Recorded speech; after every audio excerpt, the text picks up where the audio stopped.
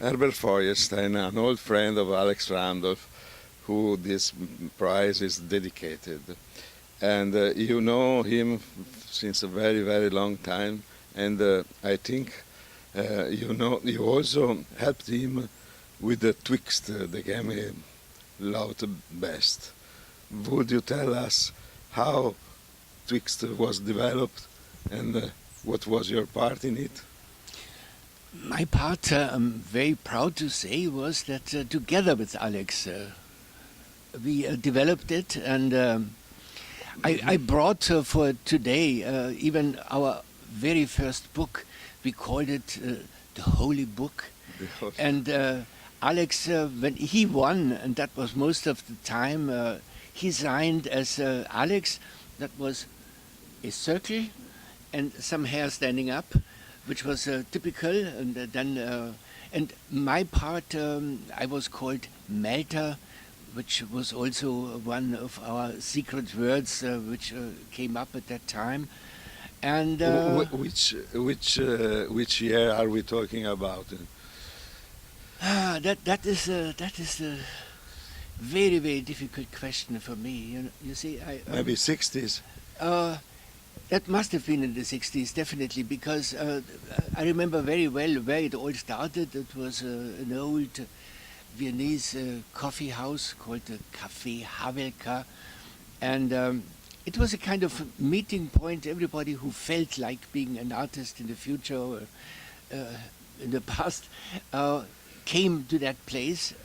It was always took a while to be accepted, because you had to be a steady guest, Stammgast, we call that in German, and you more or less have to sit long enough in the cafe house. We played poker, we did forbidden things, yes, that too, but mainly we played the game of rummy. Yeah. And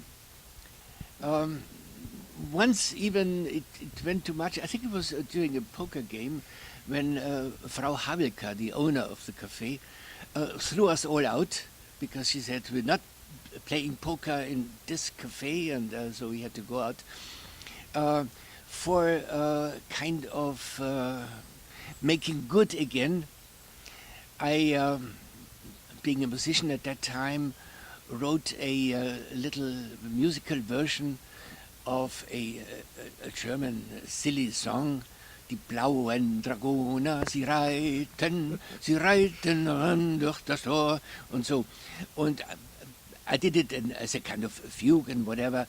And when we sang, Frau Havelka came out and she was so happy. She said, "Oh, you sing so nice, you can all come back in again." Yeah, so it was.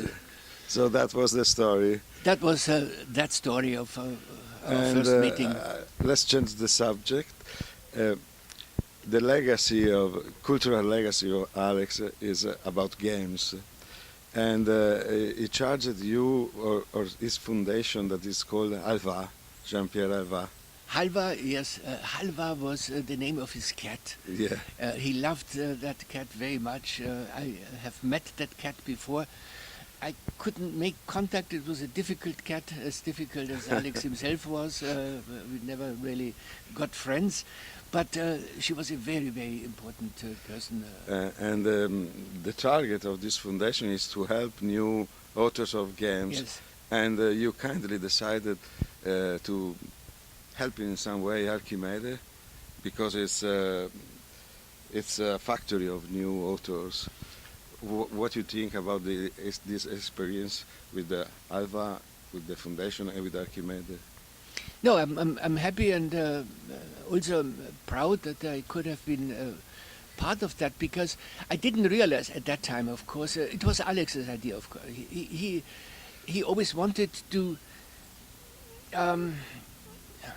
bring something into the future, but he always changed his mind. It was really difficult to realize what he wanted to do, and he earned good money at that time.